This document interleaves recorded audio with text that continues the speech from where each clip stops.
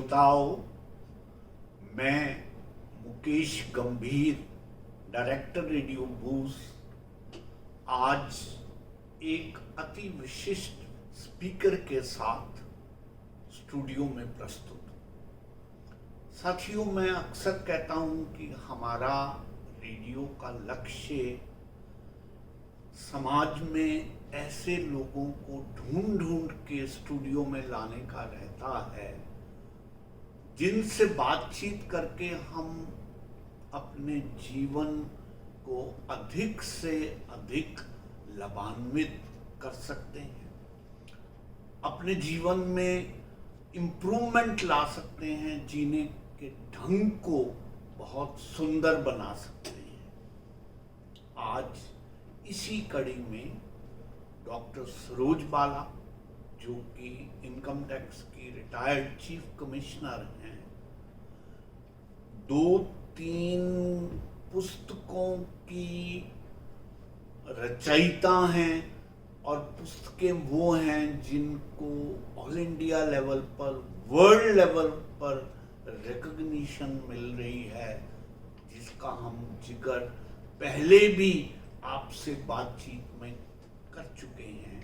लेकिन आज एक विशेष उपलक्ष्य पर मैंने इनको यहाँ बुलाने की ज़हमत दी है। साथियों, हाल ही में हमारे देश में अयोध्या में जो राम मंदिर बना है, जिसकी प्राण प्रतिष्ठा स्वयं मोदी जी द्वारा की गई है और इस टाइम पूरे विश्व में उसकी चर्चा है, तो मैडम डॉक्टर सरोज बाला वहाँ व्यक्तिगत तौर पर होके आई हैं। तो मैंने इनसे गुजारिश की कि आप आइए और हमारे श्रोताओं को उस अयोध्या के मंदिर के बारे में जो कुछ आपने फर्स्ट हैंड विजिट करके वहाँ ऑब्जर्व किया है, देखा है, वो भी हमारे साथ साझा करें।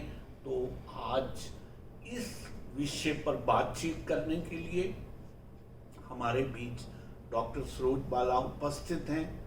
डॉक्टर साहब, आपका बहुत बहुत स्वागत, बहुत बहुत आभार कि आप हमारे हल्के से न्योते पे इतनी बड़ी बात को व्यक्त करने के लिए आज हमारे स्टूडियो में आई हैं। पुनः आपका आभार व्यक्त करते हुए हम आपसे गुजारिश करेंगे कि हमारे श्रोताओं को इस यात्रा के बारे में अवगत कराएं और अपनी फर्स्ट हैंड इंफॉर्मेशन साझा करें। धन्यवाद। मैं आज कहूँगी भाइयों और बहनों, बेटे और बेटियों जी, क्योंकि आज मैं आपके साथ बिल्कुल मन के अंदर से जो मेरे उठ रहा है वो साझा करने वाली हूँ। जी जी। इसमें कोई आर्टिफिशियल, गलत या कुछ भी चीज़ ऐसी नहीं होगी जो सिर्फ कहने के लिए कही जाए।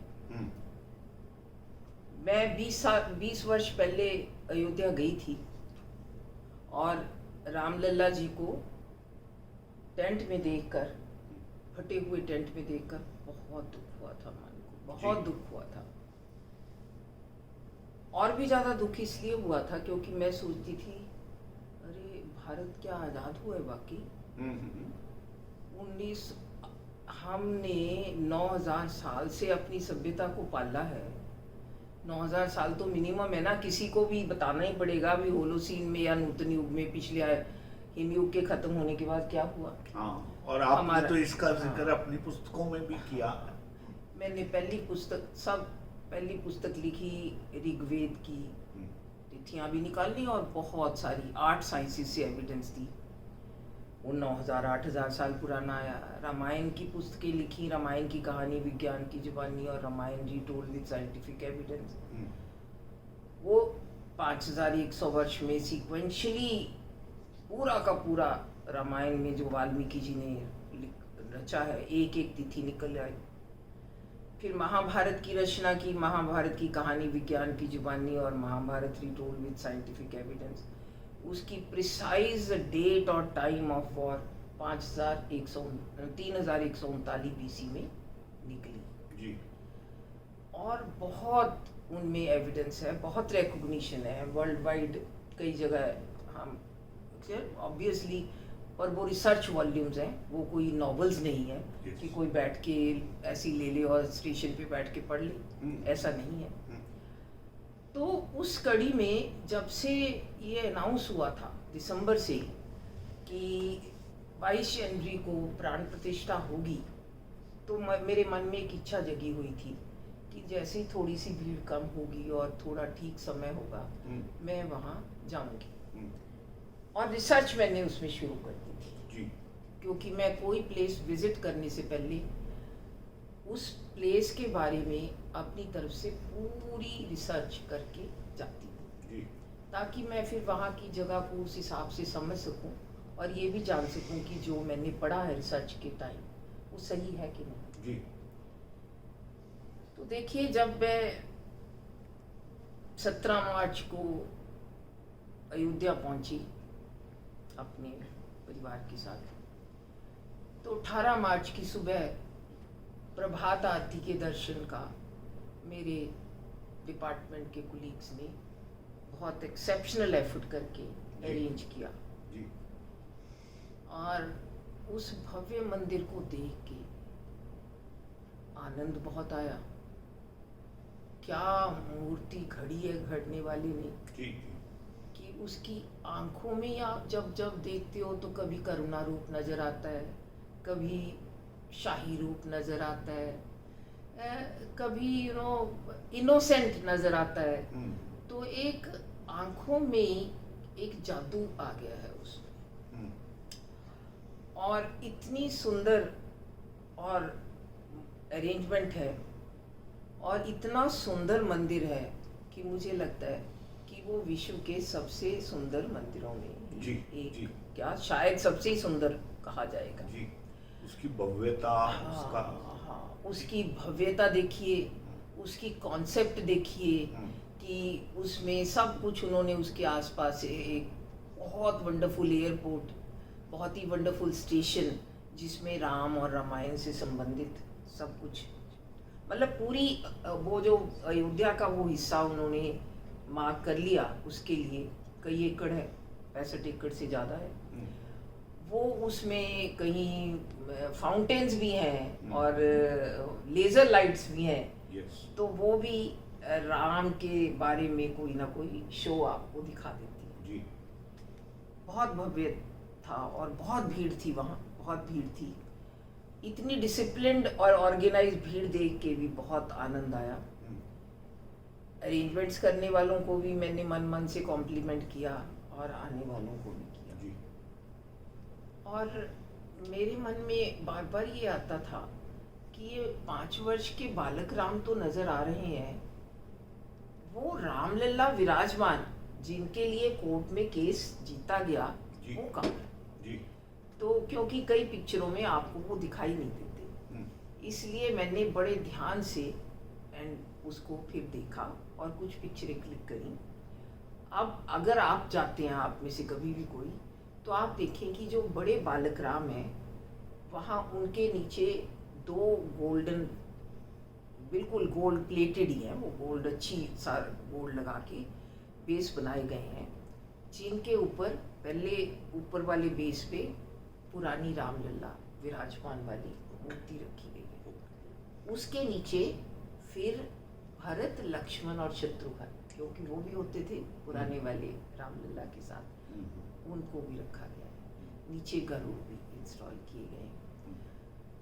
तो वो जो बालक राम है वो तो वहाँ फिक्स मूर्ति है, वो उठाई नहीं जाएगी, मगर वो जो रामलला विराजमान है वो उत्सव मूर्ति है। उत्सव मूर्ति मतलब ये है कि वो उसको ले जाके, अगर कोई प्रोग्राम के लिए, आप सबको मालूम होगा कि सनातन धर्म में या कहिए हिंदू धर्म में एक प्रथा रही है कि ये नहीं है कि भगवान अपने भक्त के पास नहीं जाएंगे। अगर शहर में कोई ऐसे लोग हैं, बहुत बूढ़े हैं, अपंग हैं, मंदिर तक पहुंच नहीं सकते हैं, तो आपने सुना होगा जैसे उड़ीसा में भी, पुरी में भी भगवान साल में एक बार सभी को दर्शन देने निकलते हैं, रथ यात्रा। हाँ, तो इस तरह दुशहरा हो या कोई और समय हो या इनका भी दर्शन देने अयोध्या में निकालने का, वो उत्सव मूर्ति को लेके ही वो किसी जल से या जुलूस में जी जाएंगे। जी।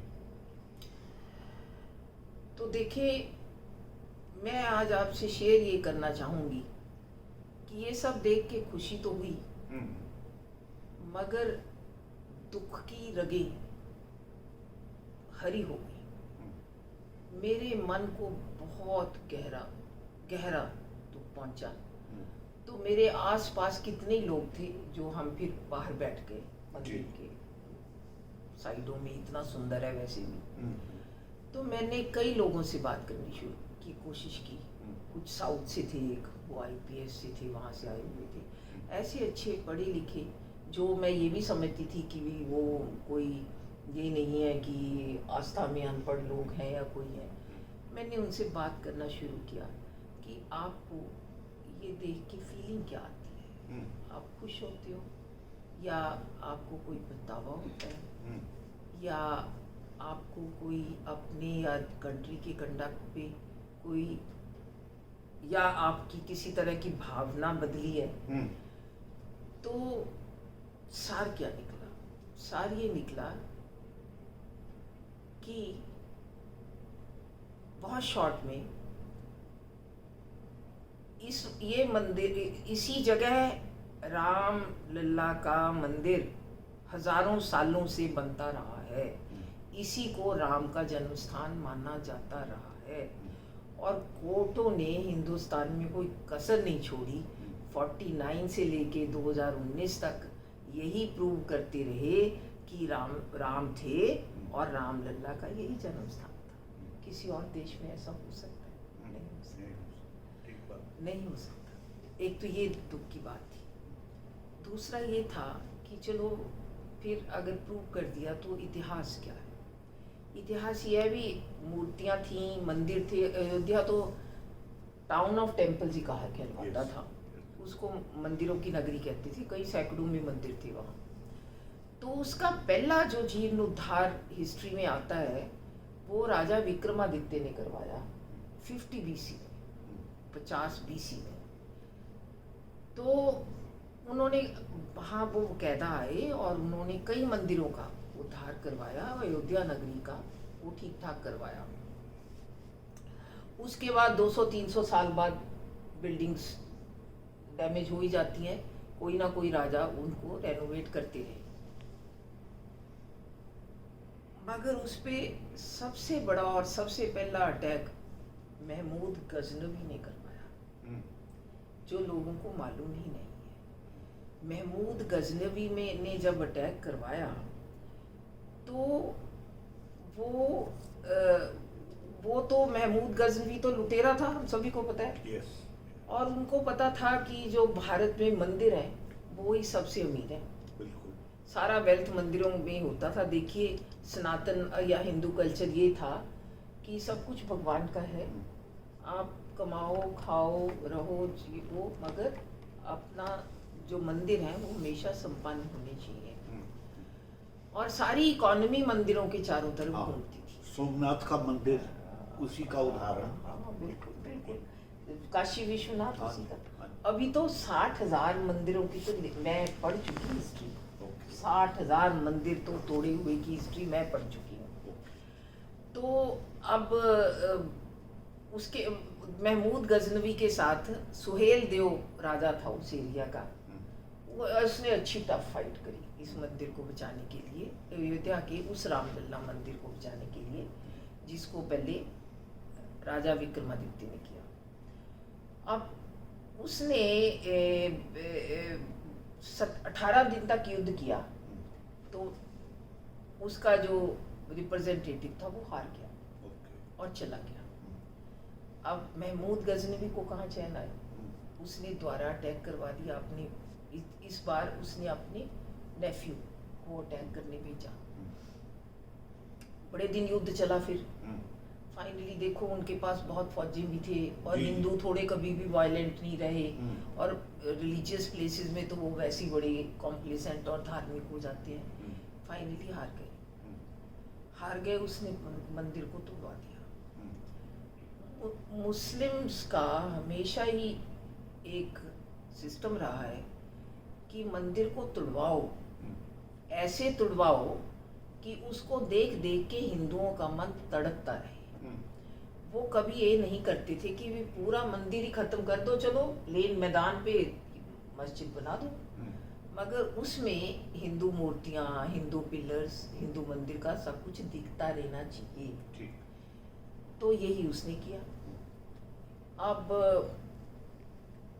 उसका ये कोई 11वीं शताब्दी की बात है, एग्जैक्ट ईयर मुझे भूल गया लिखा मैंने।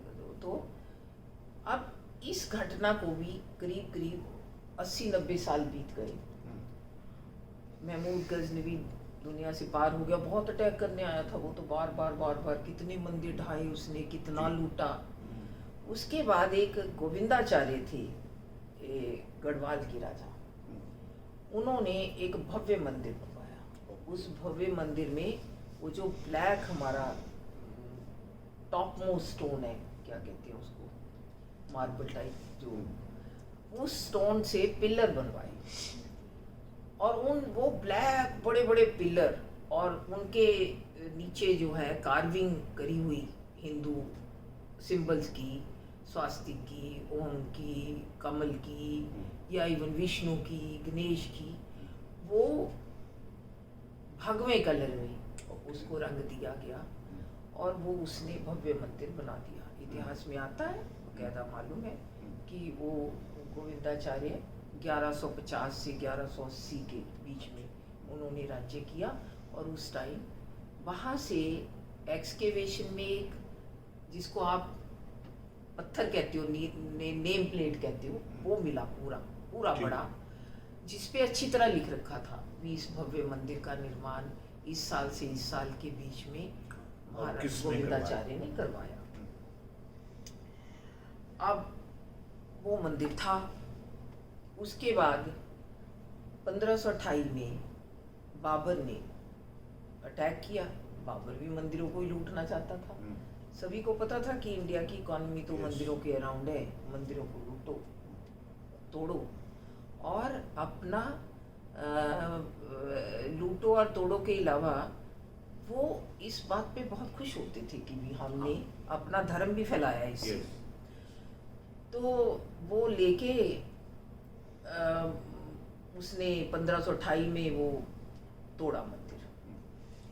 जब वो मंदिर तोड़ा, बहुत बड़ा अटैक था, तो हिंदुओं ने जो भी कोशिश की डिफेंड करने की, वो नहीं कर पाए। फाइनली पुजारी खड़ा हो गया मूर्ति के आगे कि ये मूर्ति के लिए मैं वहाँ अंदर नहीं जाने दूंगा। उसने कहा मैं तेरा सिर काट दूंगा। उसने कहा काट दूँ, मगर मैं अपने सामने मूर्ति नहीं उठवाऊंगा। उसने पुजारी का सिर काटा, अंदर गया तो मूर्ति है नहीं। ये एक इतिहास में आता है कि सब हैरान की मूर्ति कहाँ, किसी ना किसी ने कोई ना कोई अरेंज किया होगा, कोई हिंदू ने, कोई दूसरे पुजारी ने पीछे से लेके निकल गए होंगे। उसके बाद कई सालों तक वो मूर्ति पता भी नहीं चली कहाँ गई। जब मंदिर ढूंढे गए, नहीं मिली। उधर ओरछा के राजा और रानी का आपस में झगड़ा रहता था इस बात पे कि ओरछा के राजा तो कृष्ण के भक्त थे, ओरछा की रानी राम की भक्त थी। तो आपस में एक दूसरे से छेड़छाड़ करते रहते थे। तो ओरछा के राजा ने एक बार रानी को चैलेंज दे दिया कि अगर तुम मेरे राम इतनी महान है तो तुम अयोध्या से उनकी रामलला की मूर्ति क्यों नहीं ढूंढ लाती। उसने चैलेंज एक्सेप्ट कर लिया। उसने कहा 1 साल चाहिए।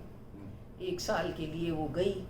तपस्या तो हमारे लिए मेहनत होती है, तपस्या इज ऑलवेज बीन साधना। हाँ, साधना है। वो उसने जगह जगह मंदिर हर जगह ढूंढी, और बहुत मेडिटेशन भी करी कहाँ हो सकती है। तो साल पूरा होने को आ गया, 10-15 दिन रह गए, मूर्ति नहीं मिली। तो बहुत उदास होके उसने उसमें छलांग लगा दी, सरयू में छलांग लगाई। तो सरयू वो किनारे के साथ उसका हाथ लगा जो थोड़ा पथरीला था। उसने उस पत्थर को पकड़ लिया और निकाला साइड की मिट्टी में से, तो वो रामलला की मूर्ति थी। तो बहुत खुश हुई रानी, रामलला की वो मूर्ति लेके वो ओरछा पहुंच गई। ओरछा में आज भी ओरछा में किसी और का राज्य नहीं माना जाता, संविधान हमारा चलता है, मगर ओरछा के राजा राजा राम है, और सब लोग यही कहेंगे कि यहाँ राजा राम का ही कानून चलता है। तो जैसी वो लेके गई तो ओरछा के राजा बहुत खुश हुए। उन्होंने कहा अगर राजा राम पधार गए तो फिर मैं थोड़ी राजा बन सकता हूँ, अब तो मैं राम का सेवक बन के राज्य करूंगा। राम राजा का बहुत बड़ा मंदिर बनाया और वो अभी तक वहां चलता है। अब मगर उसके बाद हो गया ये, कितने साल हिंदू वहां जाते रहे, रोते रहे, करते रहे, उन्होंने इतनी मांग की मगर किसी ने नहीं सुना। इतने जालिम थे ये लोग, इतने जालिम थे मुस्लिम रूलर्स, और इवन अंग्रेजों ने उन्हीं का साथ दिया। कोई जना भी, देखिए नॉर्मल मंदिर नहीं, राम की जन्मभूमि भी नहीं देंगे। तो अब हिंदू भी लड़ रहा था आज़ादी के लिए, बहुत कुर्बानी की। आफ्टर ऑल वो भी यही चाहता था कि उसका कल्चर, उसका धर्म उसको मिले।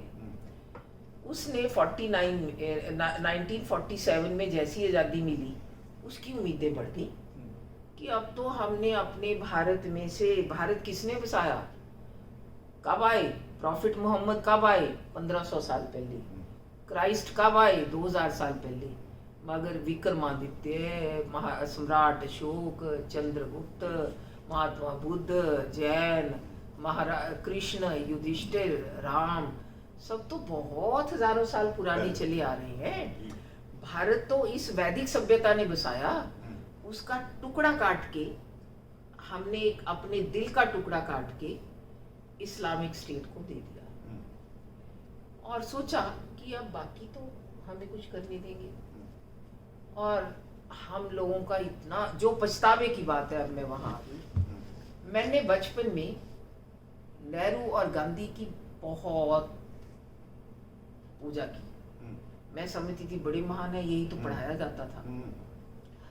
मगर मैं अब सब दर्शकों को कहूंगी कि आज मैं रोज भगवान से क्षमा मांगती हूँ, हे भगवान मैंने ऐसे पापी चरित्रों की पूजा की है, इसके लिए मुझे क्षमा करना। आज मैं श्रोताओं को ये बात कहने के लिए तैयार हूँ और इसके नतीजे भुगतने को भी तैयार हूँ, क्योंकि हम तो सोचते रहे कि ये हमारा भला कर रहे हैं। इन्होंने क्या किया कि वोट पॉलिटिक्स में उधर तो दे दिया, जो तो मुस्लिम इधर से उधर गए उनके घर भी उधर से आए, हिंदुओं को नहीं दिए, उनको वाकफ बना दिया। उधर हिंदुओं को मार काट के जब आ रहे थे तो गांधी जी कहते थे हिंदू मर जाए, अरे क्या है ज्यादा, 10 लाख मर जाओगे, 20 लाख मर जाओगे, मगर आप किसी मुस्लिम को मत मारना। औरतों ने औरतों का, कितनी औरतों का रेप हुआ, कितनी औरतों को मार्केट में बेचा गया। तो गांधी जी कहते थे तो आप या तो चुपचाप सह लो या मर लो। कहते एक दिन वो कहते हैं कि अपनी जीभ को 2 दांतों के नीचे दबा के आप अपना सुइसाइड कर सकते हो। तो डॉक्टर ने कहा जी ये पॉसिबल नहीं है। मगर ये सब होने के बाद भी नेहरू और गांधी ने किसी एक भी हिंदू को उधर से आते हुए, जो बेचारा सब कुछ अपना खो के, अपनी बहनों माओं को पीछे छोड़ के, उन अत्याचार होते हुए खाली हाथ आया था, उनको कोई सहायता नहीं की। और इस देश में हिंदुओं को कुछ भी करने की इजाजत नहीं दी। जब अब हमें पता ही नहीं था, हम बड़े अपनी शान में अंग्रेजी पढ़ रहे हैं। मेरे को तो आज पछतावा होता है कि मैंने क्यों IAS का एग्जाम दिया, मैं क्यों इंडियन रेवेन्यू सर्विस में आई, मैंने क्यों अपनी 60 साल अपनी जिंदगी के बर्बाद किए इस सरकार की सेवा करने में, जो हिंदुओं को उनके राम कृष्ण के जन्म स्थान पे भी मंदिर बनवाने जिसने नहीं दिया। कौन रोक सकता था, कौन रोक सकता था अगर सरकार न रोकती। उन्होंने क्या किया, उन्होंने तो कानून पे कानून बना के ये कर दिया कि हिंदू मंदिरों का चंदा भी ले लो। आप सोचिए हमारे साथ कितना बड़ा धोखा हुआ है। 53 या 52 में इन्होंने वो जो एंडोमेंट्स एक्ट पास करके ऑथोराइज कर दिया भी सरकारें मंदिरों के चंदे को शेयर कर सकती हैं और स्टेट गवर्नमेंट भी रेगुलेट कर सकती हैं। तो करोड़ों करोड़ों का चढ़ावा, बड़े बड़े बालाजी मंदिर, साउथ के मंदिर, बहुत कौन से मंदिर, कितने मंदिर गिनते सरकारें लेती थी। दूसरे जो गरीब मंदिर है उन पे नहीं लगाती थी, हिंदू पे नहीं लगाती थी, उसके तीर्थ स्थानों पे नहीं लगाती थी। आप किसी तीर्थ स्थान पे जाके तो देखो उनका क्या हाल है। अरे अगर उन्होंने मंदिर नहीं ठीक किया, सड़कें भी ठीक नहीं करी। आप सोचिए हमारे साथ कितना बड़ा धोखा हुआ है।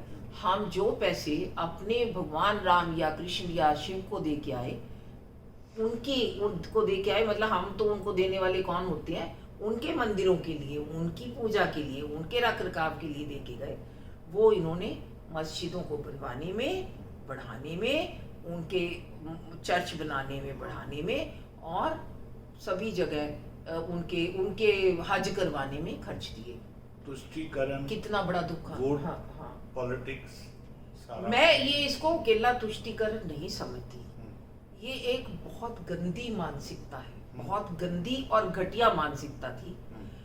और सभी लोगों को आपने देखा, अगर आपने ध्यान से देखा होगा, वो जब 22 जनवरी को प्राण प्रतिष्ठा हो रही थी, कितने बड़े बड़े वीआईपी इंडिया के बैठे थे। आपने किसी को हंसते हुए देखा था? मुझे कोई हंसते हुए नहीं देखा। लोगों के आंखों से आंसू जा रहे थे, आंसू जा रहे थे।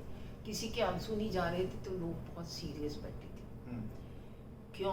क्योंकि वो भी सब यही फील कर रहे थे कि 500 साल में तो ठीक है, जब हमें आज़ादी भी मिल गई, फिर भी हमें इतना अपना मंदिर बनाने नहीं दिया गया। हाँ। और जो 49 में हुआ उसका तो कोई ठिकाना ही नहीं। 49 में क्या हुआ? 49 में वो मस्जिद में से राम लल्ला उठा दिए गए थे, बड़ी मस्जिद ही थी, और 47 से वहाँ कार्यकर्ता और हिंदू जाते थे कि हमें यहाँ मूर्ति रखने दो भाई राम की। नहीं, कोई इजाजत नहीं है। अब 49 में वहाँ 2 उन्होंने लगा रखे थे गार्ड, मुस्लिम थे। अख्तर था एक का नाम, मुख्तियार था। मुख्तियार ने क्या कहा, वो रोज अपना करता था। 49 में अगस्त में एक दिन वो उसने देखा कि एक चमत्कारी लाइट उठी उसके अंदर। वो उठ के बैठा और आंखें खोली, उसने देखा उस चमत्कारी लाइट के बाद उसकी जगह एक ब्लैक रंग की छोटे से रामलल्ला की मूर्ति प्रकट हो गई। वहां उस टाइम कोई नहीं था। इसको लगा कि ये बहुत बड़ा करिश्मा हुआ और ये भागा पहले पुलिस थाने में, कल कोई उसको चार्ज कर दे, है ना। तो वो पुलिस थाने में जाके उसने अपना बयान दिया कि ऐसे ऐसे हुआ, मैं तो वहाँ गार्ड बैठा था, एक दिव्य लाइट जली, उसके बाद वहाँ मूर्ति प्रकट हो गई।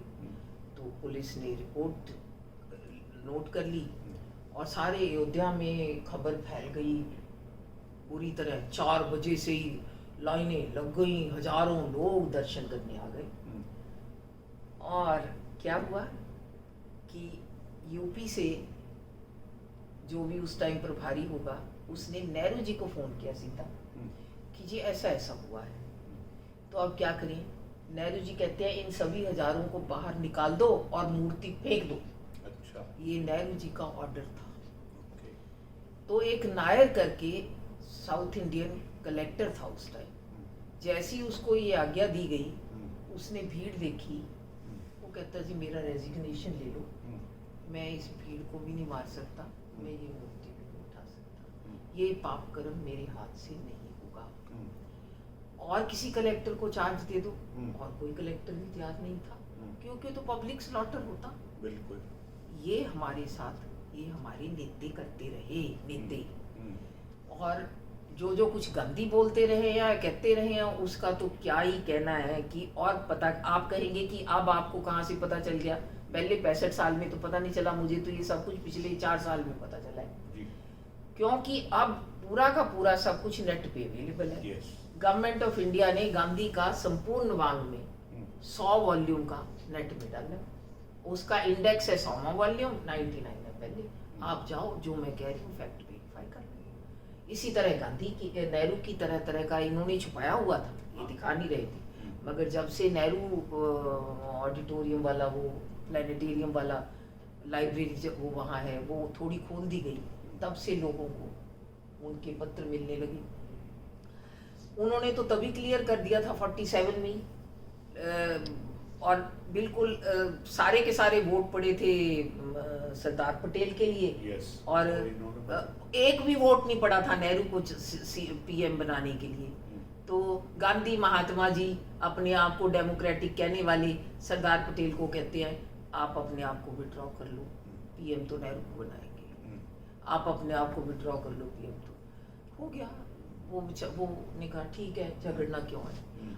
और वो सबसे पहले, क्योंकि वो गुजरात के थे, सोमनाथ मंदिर उस टाइम टूटा फूटा पड़ा था, तो सबसे पहले उन्होंने चूली लेके वहाँ ये अपना करा भी, अब भारत आज़ाद हो गया, अब इस सोमनाथ मंदिर का जीर्णोद्धार मैं जरूर कराऊंगा। और वो होम मिनिस्टर थे, उनका काम था ये करना। वो बहुत हैरान हो गए, वो वापस आए तो नेहरू जी उसको कहते हैं, मैंने ये बात सुनी है, ये सही है? वो कहते हैं सही है। वो कहते ये ऐसा आपको नहीं करना चाहिए, मैं ना करने दूंगा। वो कहते जी मेरे को समझ नहीं आई क्यों नहीं करना चाहिए, क्योंकि जो हमारे टूटे हुए मंदिर हैं हम उनको भी नहीं ठीक करेंगे, इतने मान्यता वाले, तो हम क्या आजाद हुए। नेहरू ने जब मना कर दिया, उन्होंने कहा अच्छा जी मैं करूंगा तो जरूर, फिर एज प्राइवेट आदमी करूंगा, सरकार का एक पैसा हमें नहीं चाहिए, गुजराती लोग कंट्रीब्यूट करेंगे और सोमनाथ के मंदिर का जीर्णोद्धार करेंगे। इस तरह सरदार पटेल ने सोमनाथ के मंदिर का जीर्णोद्धार करवाया। जीर्णोद्धार करवा के उन्होंने राजेंद्र प्रसाद को इनविटेशन दिया कि वो उसका इनॉग्रेशन करें, ओपनिंग करें, तो उन्होंने हाँ कर दी। नेहरू जी ने पत्र लिखा राजेंद्र प्रसाद को कि आपने अच्छा नहीं किया ये करके, क्योंकि मैं नहीं अगर हम मंदिरों को रिवाइवल करें, एक बार इस तरह जीर्णोद्धार कराएंगे, तो that will lead to revival of Hindus, and this is what I do not wish to happen. Underline in both the letters, one to Sardar Patel and one to Rajendra Prasad, which are available on internet, underline the last line sentence, you all can, मेरे सब भाई बहन बच्चे उसको पढ़ सकते हैं, जिसमें नेहरू ने हमारी आज़ादी के बाद हमने अपना जिगर का टुकड़ा 15% मुसलमानों को 21% एरिया दिया, और फिर भी हमारे एरिया में हमें मंदिर भी ठीक करने की इजाज़त नहीं, अपने पैसे से भी इजाज़त नहीं। तो ये सब फिर एक के ऊपर एक कानून पास होता रहा। अभी वो मस्जिद बनेगी, मस्जिद को छेड़ा नहीं जाएगा, और फिर वाकफ बोर्ड बना दिए, सारी प्रॉपर्टी वाकफ हो जाएगी। वो तो फिर यहाँ तक आ गया कि पूरे हिंदुस्तान में जिस प्रॉपर्टी को, आपकी मेरी गंभीर साहब की, जिसकी प्रॉपर्टी को आके किसी मुस्लिम ने हाथ लगा दिया कि ये तो मुस्लिम प्रॉपर्टी थी, वो उसकी हो गई, आप निकल जाओ घर से। फिर तो ऐसे ऐसे कानून बना दिए, और 2013 में जाते जाते भी इन्होंने डैमेज करने से नहीं छोड़ा। मनमोहन सिंह की सरकार ने, जो सोनिया गांधी की सरकार कहूँगी मैं, इस परिवार ने हिंदुओं के ऐसा बड़ा तमाचा मारा कि दिल्ली में 123 मोस्ट प्राइम प्रॉपर्टीज वाकफ एक्ट के अंदर मुसलमानों के नाम कर दी। एक भी प्रॉपर्टी किसी के मन में नहीं आया कि ये हिंदू मंदिर था, ये हिंदू को दे दो ना। तो ये जो दुख था ये हरा हो गया। और मैंने किताबें भी फिर पढ़ी, कौन सी किताबें पढ़ी, मैंने कहा जी ये इनको तो हिंदू किताबों पे, हिंदू की लिखी हुई किताब पे भी विश्वास नहीं। तो मैंने देखना शुरू किया भी किसने की है कंपाइल मुस्लिम बुक ऑथर्स की किताबों को। तो मुझे एक कंपाइलेशन मिली सीताराम गोयल की, 2 कॉपियाँ, 2 वॉल्यूम है, जिसमें उन्होंने अच्छा खूब मंदिर, ऑथर, बुक का नाम, कब लिखी, किसके बारे में लिखी, कौन से मंदिर तोड़ने के बारे में लिखी, और किस तरह लिखी। वो ऑथर ग्लोरीफाई करते थे, भाई क्या गजनवी ने कमाल कर दिया, अल्लाह उसको बहुत बड़ी वो देगा, उसको तो 72 नहीं डबल वूरे मिलेगी, उसने इतने मंदिर ये मंदिर तोड़े हैं और इतने हिंदुओं का मर्डर किया है। इस तरह से किताबें लिखी हुई हैं और वो चलती हैं। इसी तरह की किताब लिखने वालों को इन्होंने कई यूनिवर्सिटियों में रेक्टर तक बनाया। एग्जैक्टली तो ये जो हाँ बस हाँ, हाँ नहीं, कुछ कहने लगे। नहीं, मैं आपकी बात को ऑथेंटिकेट कर रहा हूँ। You have been a student of history as well. आप देखिए ये रोमिला थापर हुई, डॉक्टर अल्टेकर हुए, लेन टूल हुए, इन लोगों ने तो हमें इन लोगों ने तो हमें हमारी हिस्ट्री पढ़ाई है और इतने कलर्ड ढंग से पढ़ाई है कि झूठी, एकदम झूठी, सच को माइथोलॉजी, महाभारत रामायण जो 100% सच्ची घटना है हमारी एंशिएंट हिस्ट्री है, वो तो माइथोलॉजी बन गई। कोई एरियन 1500 BC में यहाँ आगे जब यहाँ पे सूखा पड़ रहा था, इनकी बुद्धि तो एक ही बात कहती थी और वो था। आप देखिए कि नेहरू से लेके इंदिरा गांधी या टिल कांग्रेस रूल्ड, हमेशा लेफ्टिस्ट मुस्लिम एजुकेशन मिनिस्टर आए, लेफ्टिस्ट मुस्लिम। तो फिर अब वो जब मैंने उसको पढ़ा, उसमें 40,000 मंदिरों को तोड़ने का डिटेल है। 40,000 तोड़ने को, मगर ओवरऑल कहते क्योंकि अफगानिस्तान, पाकिस्तान, बांग्लादेश, ये नेपाल सारे इंडिया का ही तो हिस्सा थे। वो कोई बहुत पुरानी बात नहीं है। अफगानिस्तान भी 500-600 साल पहले ही अलग हुआ। इन्होंने सबने तमाशा देखा कि कश्मीर के 6 लाख पंडितों का स्लॉटर कर दिया गया, निकाल दिया गया। कोई एक मुस्लिम बोला कि ये बुरा हुआ? कितना कहीं भी, बल्कि ये किताबें पढ़ के आपका खून, मेरा तो खून उबलता था, क्योंकि वो इन्वर्टेड कॉमा में थी और वो कहते थे, क्या ग्लोरीफाई करते थे, क्या कमाल का काम किया है, इसने इतने मंदिर तोड़े हैं, इसने इतने हिंदू मारे हैं, तो ये तो सीधा अल्लाह के घर जाएगा और इसको तो सब कुछ मिलेगा। तो ये जो, और अब भी हमारे हिंदुओं को अगर समझ नहीं आई तो कब आएगी? ठीक बात। अब हम द्वारा 15% मुस्लिम हो गए। इसके कल्प्रिट सीधा साधा नेहरू और गांधी हैं और कोई भी जिम्मेदार नहीं है।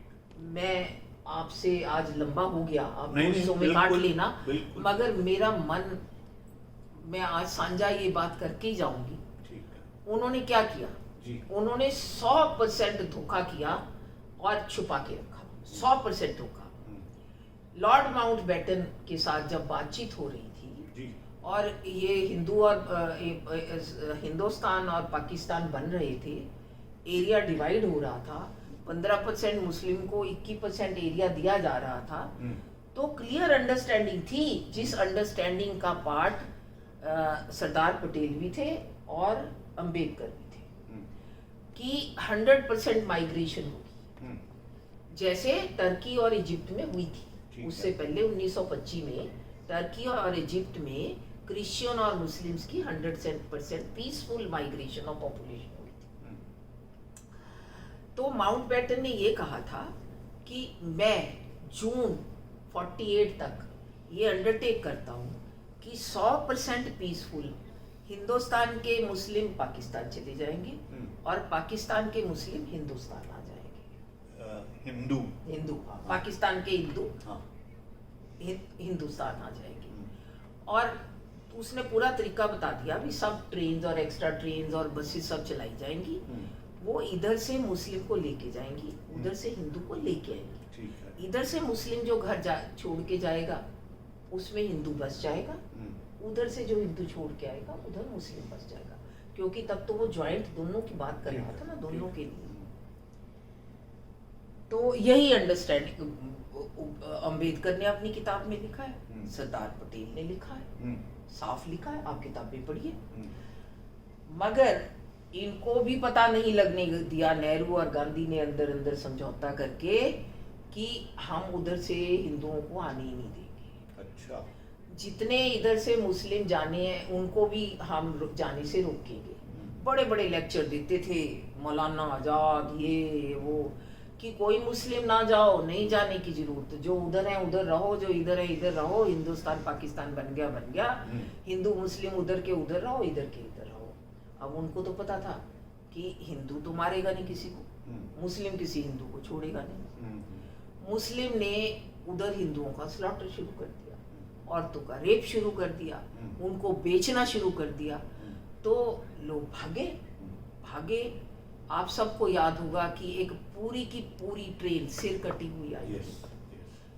इस हालत के बाद हिंदू ने फिर उठाया हथियार, उसने भी मुस्लिम्स को मारना शुरू किया। तब महात्मा गांधी जी को बड़ा दुख हुआ कि अरे हिंदुओं ने मुस्लिम को क्यों मारा।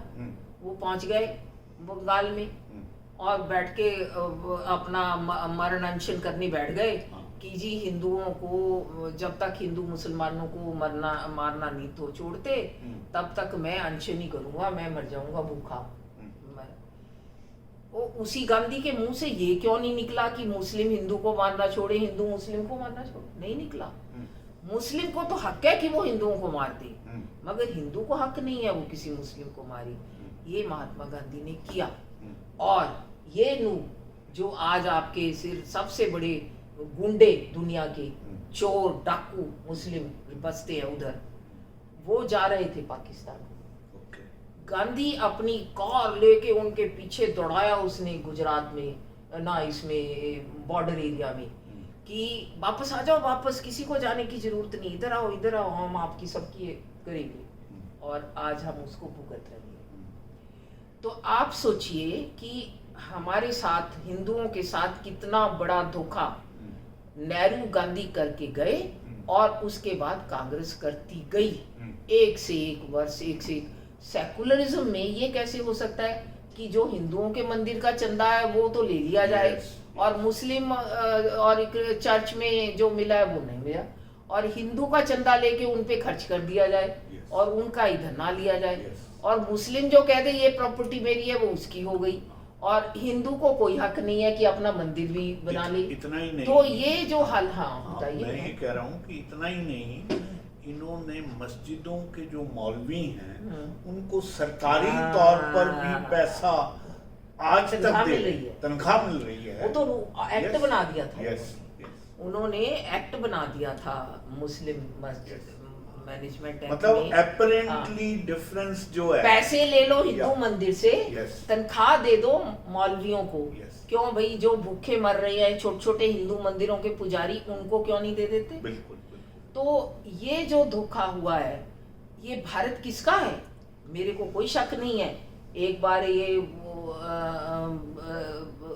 मणिशंकर अय्यर ने एक डिस्कशन में कहा था कि हाउ कैन यू से कि India belongs more to the Hindus and not as much to the Muslims. I was not there, but I said भाई, it is the same thing as Barnala was the governor there. Barnala is less Tamilian than Manishankar Aiyar, है ना?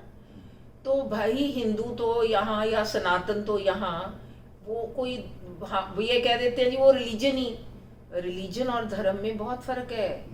जो धर्म है वो तो duty है, righteousness है, सच बोलना है, पुण्य करना है, कृपा रखनी है, सब पे सबको अच्छा ट्रीट करना है। सारी दुनिया एक है, ईश्वर एक है, रास्ते अनेक है, वसुधा कुटुंब है, सब प्रेम से रहो, वो तो सनातन है। और मुस्लिम का तो फिर मैंने यहाँ तक करा कि मैंने कुरान पढ़ ली फाइनली। और मैंने कुरान, अब मैं तो जानती नहीं थी अरबी, मगर एक Quran.com करके वेबसाइट है। अच्छा। Quran.com वेबसाइट पे 3 बहुत ऑथेंटिक ट्रांसलेशंस गिनी जाती हैं, जो मेरे मुस्लिम कुलीग्स ने कहा कि इससे ज्यादा ऑथेंटिक ट्रांसलेशन कुरान की और कहीं नहीं है। ठीक है, तो मैंने कहा इन तीनों की ट्रांसलेशन पढ़ लो। ठीक है। तो अब मैं आपको बताती हूँ कि कुरान के सूरा 2 आयत 191 में, सूरा 3 आयत 151 में, सूरा 4 आयत 56 में, सूरा 4 आयत 89 में, सूरा 8 आयत 65 में, सूरा 9 वर्ष आयत 5 में और सूरा 9 आयत 14 में। ये तो सिर्फ एग्जाम्पल है, बहुत है, वर्सेस ऐसे और बहुत है, मगर मैंने एक सैंपल लिया उसमें से। कहा क्या है, वो कहते हैं कि ये धरती जो बनी है वो सिर्फ उसके लिए बनी है जो इस्लाम को फॉलो करता है। जो इस्लाम को फॉलो नहीं करता उसको इस धरती पे रहने का ही हक नहीं। Such a fanatic हाँ, approach. मैं उसका एग्जैक्ट ट्रांसलेशन आप सुनाती हूँ। वो कहते हैं कि जो इस्लाम में विश्वास नहीं करता उसको रहने का हक नहीं, इसलिए मुस्लिम का ड्यूटी है कि वो उसको या तो कन्वर्ट करे या मार डाले। काफिर मान। हाँ, काफिर है वो। हाँ। और फिर वो ये कहता है कि फिर कहता अगर वो कोई ये कहता है भी अल्लाह को तो मैं मानता हूँ मगर साथ में ईश्वर या गॉड को भी मानता हूँ, वो भी काफिर है। ओके। उसको भी मार डालो क्योंकि सिर्फ अल्लाह ही है और कोई नहीं है। और फिर ये लिखा कि जो प्रॉफिट के अलावा किसी और को अल्लाह का रिप्रेजेंटेटिव मानता है, जैसे कि अगर कोई कहता है कि क्राइस्ट या राम या कृष्ण भगवान के अल्लाह के रिप्रेजेंटेटिव है, तो वो भी काफिर है, उसको मार डालो। और जो बुत पूजा करता है किसी की भी, तो उसको तो जीने का हक ही नहीं, उसको मार डालो। अगर आप ये मारोगे तो, और ऐसा करो, अगर जो उनको कन्वर्ट करने की कोशिश करो और वो उनको आग में फेंक दो। कहता आग में फेंकने के बाद जब उनकी स्किन रोस्ट हो जाए तो अल्लाह इतना खुश होगा कि उनकी नई स्किन ला देगा, फिर उसको दोबारा रोस्ट कराएगा। अच्छा। ये लिखा है कुरान में। तो फिर कहता है कि इसलिए मैं ये कहता हूँ कि नॉन बिलीवर्स पे किसी तरह की कोई कृपा ना करो, आप जहां वो मिलते हैं मार डालो। और अब आपकी समझ में आना चाहिए कि ये कहना कि मजहब नहीं सिखाता आपस में बैर रखना, कोई ये सब हिंदुओं को चीट करने का तरीका था। क्यों? क्योंकि हिंदू तो यही मानता था कि भगवान एक है, रास्ते अनेक हैं, और उनके लिए तो जैसे रामकृष्ण भगवान के रिप्रेजेंटेटिव हैं, उसी लिए प्रॉफिट था, उन्होंने उसको सस्पेक्ट ही नहीं किया। मैं यहाँ बैठी हूँ आपके सामने कंसीड करती हूँ कि 70 साल की उम्र तक मैंने कुरान नहीं पढ़ी और मुझे नहीं मालूम था कि कुरान में ये डायरेक्शन दी है। और ये तो फेनेटिकली हर फ्राइडे को कुरान पढ़ के आते हैं। इसीलिए कोई मुस्लिम कभी बोलता नहीं है जब किसी कन्हैया लाल का कोई बकरे वाले छुरे से गला काट देता है पब्लिकली। किसी एक मुस्लिम को आपने सुना? कोई जावेद अख्तर, कोई सलमान खान, कोई खुशी, कोई बुल्ला कि ये गलत किया? उल्टा आपके पारदी वाला जी मिल गए आपको और वो कहते हैं कि उसका गला काटने की जिम्मेदार नूपुर है। अरे शेम ऑन हिंदूज, ये shame on entire country, all the people Hindus हैं। और जो बैठे हैं उनको अकल आनी चाहिए। वो बहुत बार इसीलिए गुलाम हो चुके, गुलाम होने में द्वारा देर नहीं है। आप 15% मुस्लिम फिर हो चुके हैं, और फिर आपको ममता मिली हुई है, फिर आपको अखिलेश मिले हुए हैं, फिर आपको स्टालिन मिले हुए हैं, फिर आपको केरला मिला हुआ है। आप हिंदुस्तान के चारों कोनों में चले जाओ, पूरे बॉर्डर घेर रखे हैं इन्होंने। तो मैं आज ये कहना चाहती हूँ कि मेरे जैसा बंदा जो इतना ज्यादा न्यूट्रल था कि मैं सारी दुनिया को कहती थी, मेरा फेवरेट सॉन्ग था मजहब नहीं सिखाता आपस में बैर। अरे भाई हिंदू मुस्लिम सब एक ही तो बात है। अरे भाई होश में आओ, हिंदू मुस्लिम एक ही बात नहीं है। एक धर्म कहता है किसी को मारो नहीं, दूसरा धर्म कहता है इसको छोड़ो नहीं। एक धर्म कहता है भगवान एक है, रास्ते अनेक है, दूसरा धर्म कहता है अल्लाह ही है, दूसरा जो मानता है किसी को उसको मारो काटो। एक धर्म कहता है पूरी धरती अपना कुटुंब है, उसको प्यार से रखो। दूसरा धर्म कहता है जो मुस्लिम नहीं है, इस सिर्फ कल्ले अल्लाह और प्रॉफिट में बिलीव नहीं करता, उसको जीने का ही हक नहीं है, उसको काट डालो, मार डालो। दो इकट्ठे कैसे रह सकते हैं? अगर आप ये हिंदू जो लगे हुए हैं वोट बैंक में या किसी में, अगर उनको इतना ही फिर मुस्लिम रिलीजन से और इस कुरान के इन वर्सेस से प्यार है, तो वो अपने जीवन जिंदा जी अपने बच्चों को कन्वर्ट कर जाए। क्यों उनको मरने के लिए छोड़ते हैं बाद में? क्यों अपनी बेटियों का रेप होने के लिए बात के लिए छोड़ते हैं? 15% is a very dangerous level. We had to divide the country. अब टाइम है कि हिंदू उठो, समझो, अपने आप को टाइम से बचाओ। इससे ज्यादा और आपको मौका मिलने वाला नहीं है। ये तो 5-10 साल की कहानी है। या तो आप तैयार हो जाओ, सब अपने आप को मुस्लिम डिक्लेयर कर दो, और पूरा का पूरा जो धोखा रचा सबसे नेहरू गांधी इसके लीडर थे। नेहरू के बाद इंदिरा गांधी के बाद राजीव गांधी, सोनिया गांधी, सबसे वर्ष है राहुल गांधी इस मामले में। कांग्रेस की पूरी अप्रोच यही रखी है।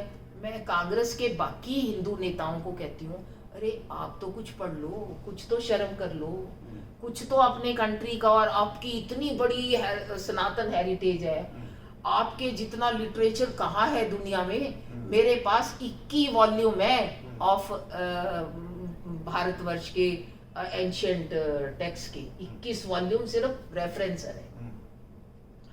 आपके पास क्या क्या है? वेद है, उपनिषद है, न्यायिका है, रामायण है, महाभारत है, क्या नहीं है? उसमें क्या क्या जीने का वो वाली बात है जो विवेकानंद ने जाके आंखें खोली थी। अरे हिंदुओं उठो, अपनी भी आंखें खोलो, दुनिया की भी आंखें खोलो, और अपने आप को बचाओ। ये मेरा आज उस अयोध्या के मंदिर को देख के, उसके बाद जो मेरे मन में भावनाएं उठी और उठने निकलने को अंगड़ाई ले रही थी, वो मैं शेयर करने आपसे आई। आप सबका बहुत बहुत धन्यवाद। बहुत सुंदर, बहुत सुंदर। और श्रोताओं, मैं जितना कर डॉक्टर सरोज को निजी तौर पर जानता हूँ, मेरा ये मानना है कि आज दिल खोलकर आपने अपनी बात कही है, और इनकी वाणी में जो वेदना और संवेदना आज देखने को मिली है, समझने को मिली है, मैं समझता हूँ कि this is the most crucial contribution given by you in our studio. और हम प्रयास करेंगे कि लोगों को इसी तर्ज पर ज़्यादा से ज़्यादा जागृत करेंगे। इन्हीं शब्दों के साथ मैं बहुत आभार व्यक्त करता हूँ, और इस बात के लिए विशेष तौर पर आभार व्यक्त करता हूँ कि आपने हमें इस लायक समझा कि आप बहुत कंफर्टेबल ढंग से अपने मन की बात हमारे साथ साझा कर रही हैं। इन्हीं शब्दों के साथ मैं अपनी तरफ से, अपने स्टाफ की तरफ से, रेडियो बूथ की तरफ से